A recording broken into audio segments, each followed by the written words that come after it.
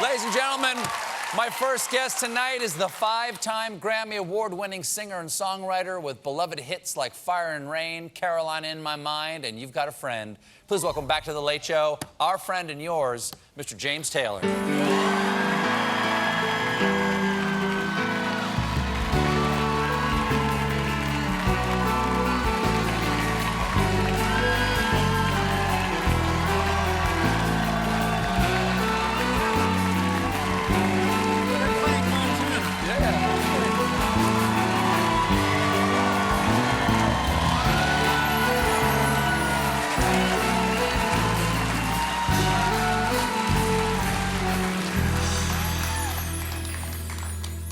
Nice to see you again.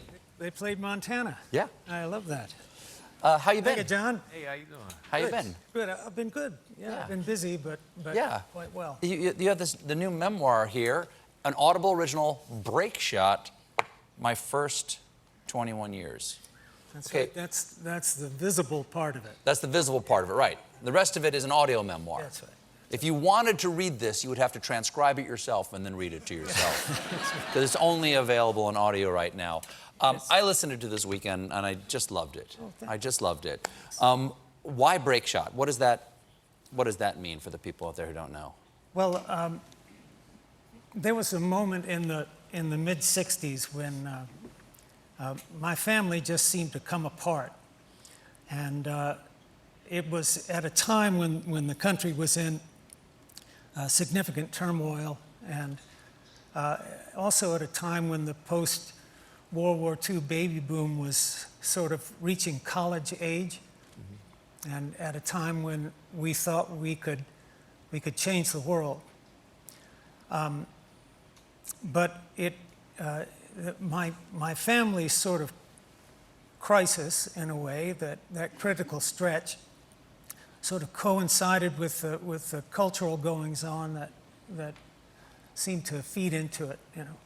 So just that sense of everything going from organized and you know, sort of predictable into a state of chaos reminded me of the first shot of a pool game when you send the cue ball into that stack of balls that, you know, and break, that's the break shot.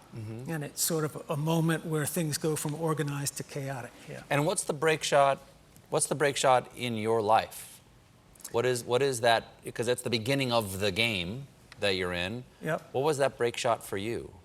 Well, for me it was leaving high school at a boarding school in Boston and checking into a psychiatric hospital for about 10 months.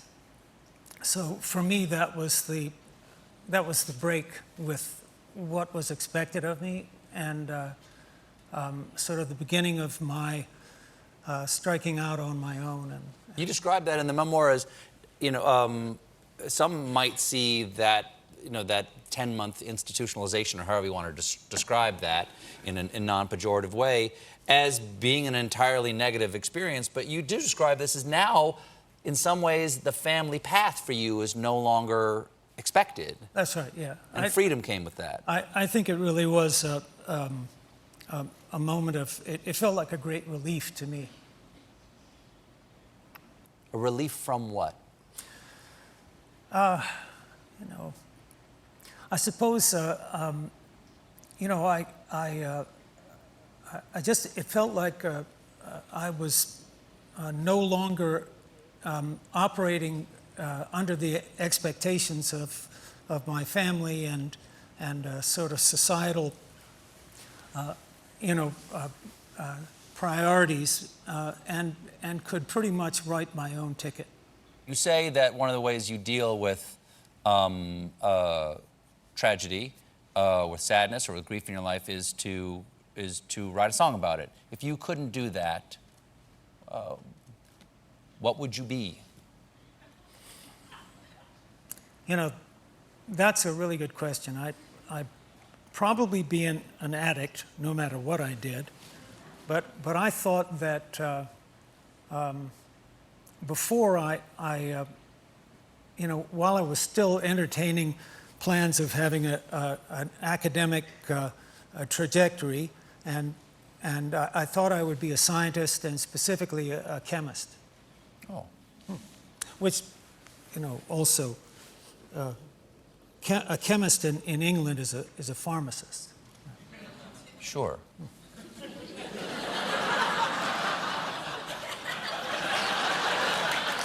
Would you like to expand on? Would you like to expand on that at all?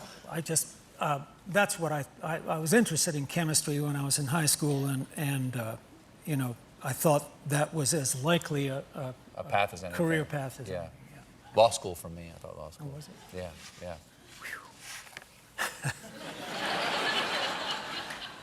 We have to take a break, James. I hope you can stick around because we'll be right back with more Mr. James Taylor, everybody.